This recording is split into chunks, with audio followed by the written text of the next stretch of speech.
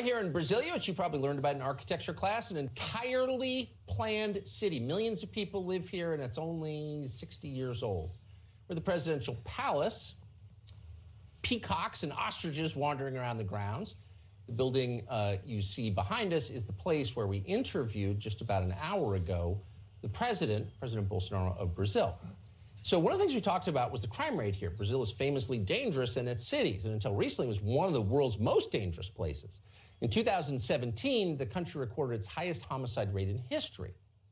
Then, when he took office, and 2 years later, Bolsonaro did something that in the United States he would have been criticized very strongly for on CNN. He loosened Brazil's gun restrictions.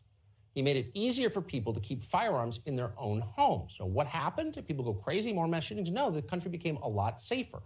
Under Bolsonaro's gun policy, homicide rates in Brazil have dropped by 34%. Last year, Brazil's murder rate fell to its lowest level in 14 years. Eduardo Bolsonaro lives here in Brasilia. In fact, he is a member of Congress. He received more votes than any member in the Brazilian Congress. He's also the son of the president, one of his closest advisors. He joins us now. Eduardo, thanks so much for coming on.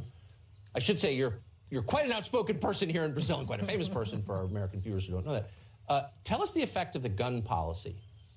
Yeah, the gun policy here, the president, he didn't change the law, but he changes the regulations.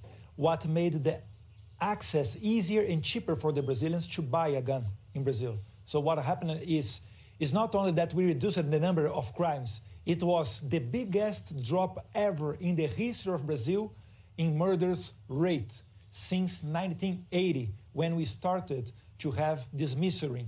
So Brazil is safer, thanks God, because of this policy. And if you look here in a neighborhood, in Venezuela, for example, it's forbidden to do trades, to sell and buy guns since 2013, and Caracas became the capital that is the most, the number one in the world when you talk about murders.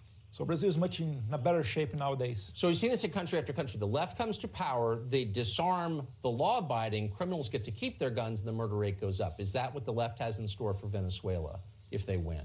Yes, sure, yes. Especially in Brazil here, this very strong gun control law that we have, and I usually say that it's not a gun control, it's a gun restriction. It started in 2003. And since then, they promised to us that the number of the crimes would reduce. But in fact, is year after year, we had a new record of number of murders.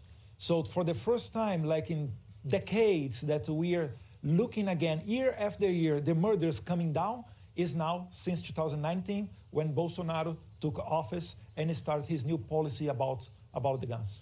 If your administration loses this next election, do you believe the new administration will ban civilian gun ownership?